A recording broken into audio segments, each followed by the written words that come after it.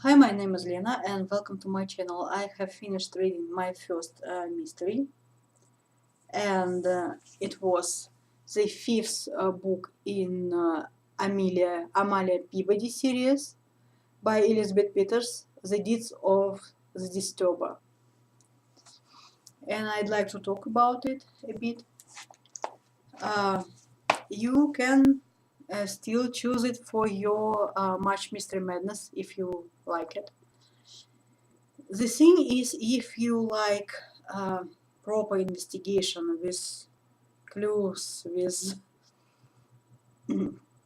questioning witnesses, proper investigation, proper murder and proper investigation, I don't think that this mystery is for you. I feel like a murder or a robbery, any crime whatsoever in this series is there just to create a situation for Amelia and her husband and her son. It's not exactly investigating. It's just character study. Well, I'm with this series for the sake of Amelia and her family and their relationships and wonderful dialogues, very funny, very witty, very sharp. Sharp, I don't mean like in a negative sense, more like clever. And I even more like her monologues. Um, she has a quite formed opinion of herself, but I suppose she is sometimes mistaken. She probably overestimates herself. Nevertheless, the dialogues are funny, her monologues are funny because you can see the situation and you can see where she's mistaken. And her child is funny. She gives a bit of information about Egypt because the author was Egyptologist, uh,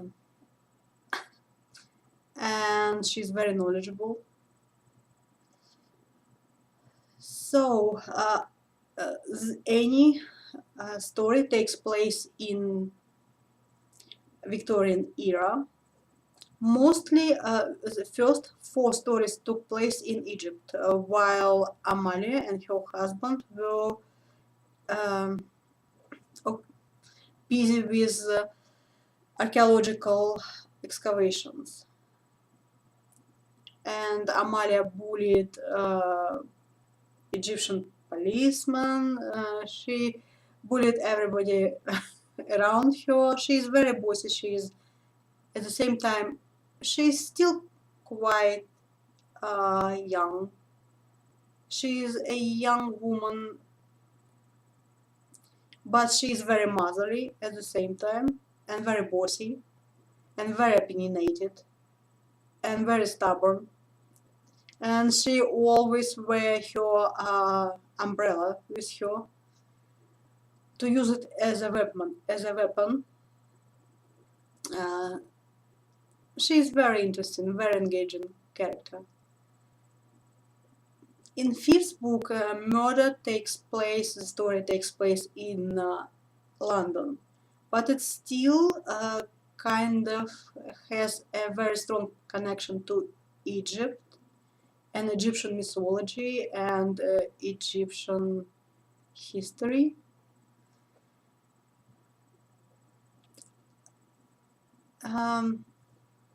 As I said, the story takes place in Victorian era, but Amalia, she isn't an ordinary Victorian woman who is very well brought, supposed to be very well brought up, and who can keep her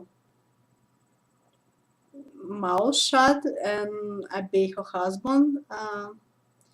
Amelia, she grew up without her mother. He was raised by her father, and he gave her the best education he could. And then he was quite um, he has had quite a temper, and he was quite eccentric. So he couldn't keep a secretary. He either they kept running away or he kept firing them. So he used his daughter Amelia as a secretary, and that helped to her education a lot. Um, and when he died, he left her all the money. So she considered herself at the time a spinster. She was very well educated. She was very opinionated. She was independent, and she uh, had an interest in Egypt. What can I add? She every story has some subplot.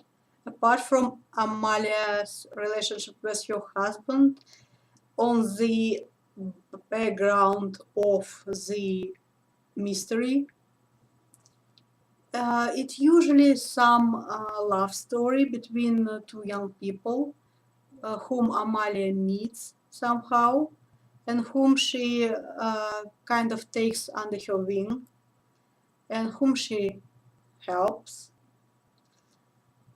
She usually tries to show young women she met their options, that they don't have to be um, these silent, obedient wives, that they can work or they can find themselves a better husband who would appreciate them. So she tries to make them an independent women or more aware of themselves and their abilities women. It's very engaging, but it's not about an investigating a murder. Um, it's entertaining, it's funny, but if you want a proper investigation of a proper murder, I'm afraid you don't find it here. Well, thank you for watching. Goodbye and happy reading.